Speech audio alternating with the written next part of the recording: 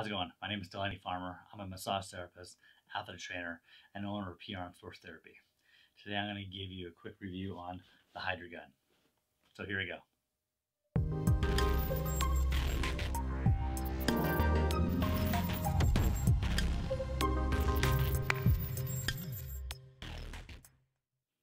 Alrighty then, so today we're going to give you a little review on the Hydra Gun. So a few weeks ago, the company reached out to me and said, hey, would you mind doing a review on our product? I have multiple products I've reviewed on my channel. I like tools. I like to play around with different style of tools out there, so I had no problem saying yes, send me a unit. I will play with it, which I have been for the last 3.5 weeks on my clients, on myself, and now here I'm going to provide you with information I've learned from it. So yes, they give you a case, which is nice. There are some companies out there that don't give you a case, but overall, nothing to complain about the case. The case is the case. It feels solid. It does its job. Open it up. You get your, of course, your reading material. Very important. You get your unit, which we'll go over here in a moment. You get your 6 headpieces. So we got kind of a curved metal tip piece. We have your flat metal headpiece.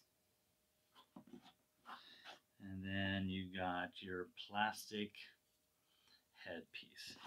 It's a little smaller than the metal one, but not much. It's, as you can see, it's kind of see-through. Again, I've had no issues of it being better or worse than things that are solid. It is kind of cool looking though. You have your standard hard density ball head tip. You have your fork head tip. And then you have your bullet or trigger point head tip. They do, after if you're using quite a bit, the ring seals might loosen up.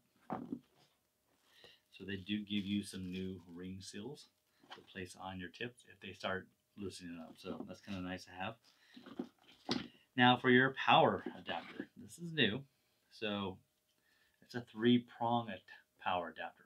So this is not your standard US version.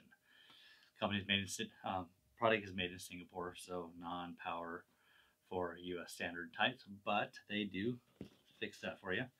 They give you a little power case. Open it up. Find the unit that you want. So here's the US standard.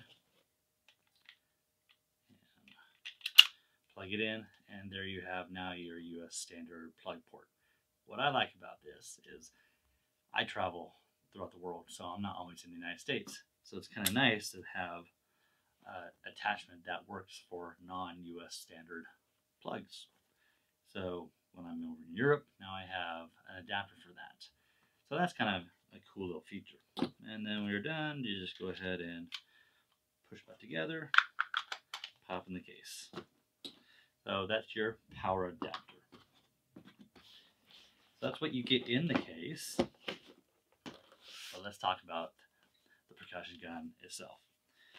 First off, the one thing I do like about this is I love the weight. I love how it feels. Some form of hard density metal. It does feel solid. It doesn't feel cheap like some other plastic cheap devices out there. This does have a good weight to it. And when I first picked it up, I was like, whoa, that's nice. So I do like things that are more on the heavier side. It's probably still within 3 pounds. But the casing itself feels solid. The battery handle, I like it because I have somewhat smaller hands, but it's a good fit on my hand. It's not a pure cylinder. I don't know if you can see that well, but there is an angle to it. So again, easier to hold on the hand. So when there's an angle, so it kind of ups and then down, fits your hands easily. Also a slight angle. It's easier when you're trying to use it on your back versus just a straight down. That's from my experiences. What it doesn't do is it's a solid fixed battery. It does not come out. So this is the only battery you're going to get with this device. you are going to charge it when you need to. They say it does last from between 3 to 6 hours. Some people have mentioned this lasted 7 hours. So that right there and alone is a good solid battery if it's lasting up to 7 hours. Which is nice because if you're out on the go with athletes out on the track or you're traveling, you don't always have battery accessible power for your battery. So that is a nice feature to be able to use. With that, 3 to 5 hours to charge up the fully. And let's now show you what it looks like on the back end on how to control the unit. Okay, so here is a brief description on the power unit in the back. We have dots on top, dots on the bottom, dots across the top, middle, and the power button here. So you turn it on the unit, hold it for 1 to 2 seconds, it lights up. This is your battery power unit at the very bottom, so fully charged.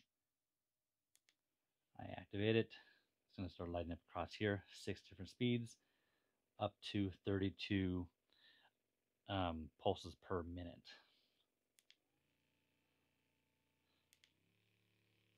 Tops up here are your pressure gauge, so if you're actually putting pressure on someone, that will start lighting up.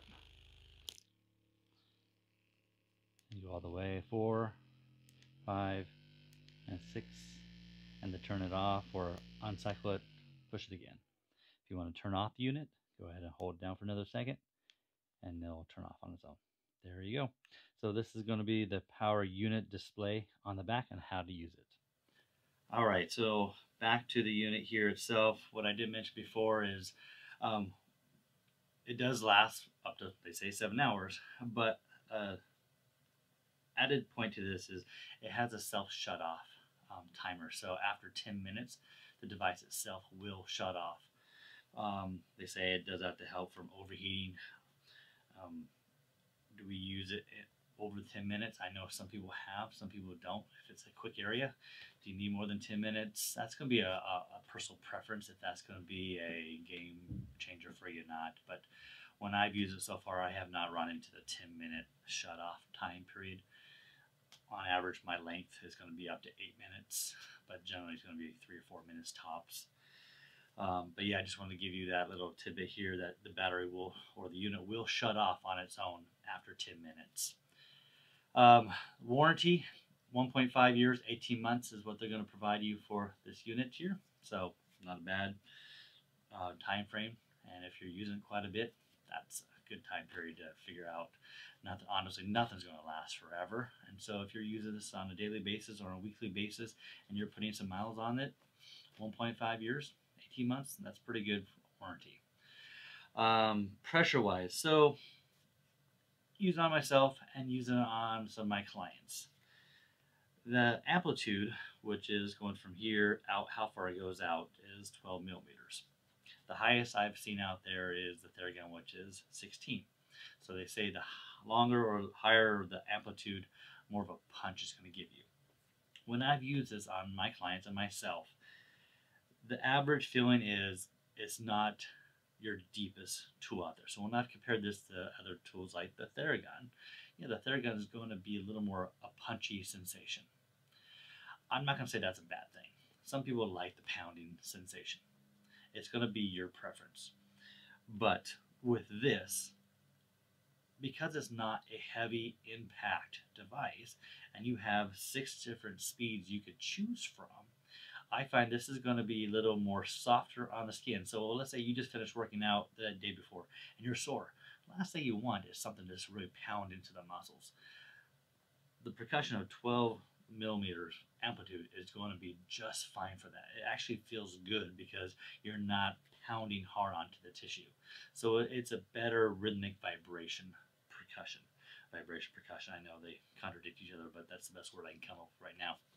So having it not as deep as, let's say, the Theragun, in my mind, is okay with that because not everybody's going to want that hard hit. And if I'm working on a client or working on someone who is more sensitive, I don't want something that's going to be hard hitting. So this is actually going to do quite well. So I'm going to love using this on people who may be a little more sensitive on the pressure, but still accomplishing the same thing. I've used this on my feet, I've used this on my legs, my hamstrings, in my arms. I had no problem with it. I've used the Theragun before. I had no problem with it. But this, honestly, to me, compared to the Theragun, felt better because I enjoyed it more. It wasn't more teeth clenching, pounding sensation. I want to actually enjoy the uses of it without feeling like I'm being hurt. So this actually had a pretty good feel to it, even though it's 12 millimeter amplitude versus, let's say, the Theragun at 16. So you're going to get a good use with it. And I've had a lot of clients when I will compare, I'll use Theragun, I'll use this, I'll use a Hypervolt, and I'll use this. And yes, the common is it's a little lighter than those other two, but they enjoyed it. And that's the purpose I want to get from my clinical users. Did they get any benefit out of it? And they did. So yes, it's going to be more on the lighter end versus the Hypervolt and Theragun. But for the Hypervolt, not that much because it's 12, 13 millimeters with them as well. But the Theragun is going to be the biggest difference between more of the punching and this. So this is better rhythmically, 6 speeds, so you could actually create a better feeling for the person you're using on. You get to choose, do you want it more slow or deep or fast and numbing to the skin to desensitize the tissue. So you have more to choose from. So with that, overall, it's not bad. I like it. I got some good use out of it. The clients, they had no problem with it. You get your standard headpieces. Again, the two things I like about it a lot are how it feels in the hand and how the unit feels itself. It's very solid, and I like that a lot. I'm going to throw some up information here at the very end of this from information that comes from the website. So there you go, your quick little review on the HydraGun.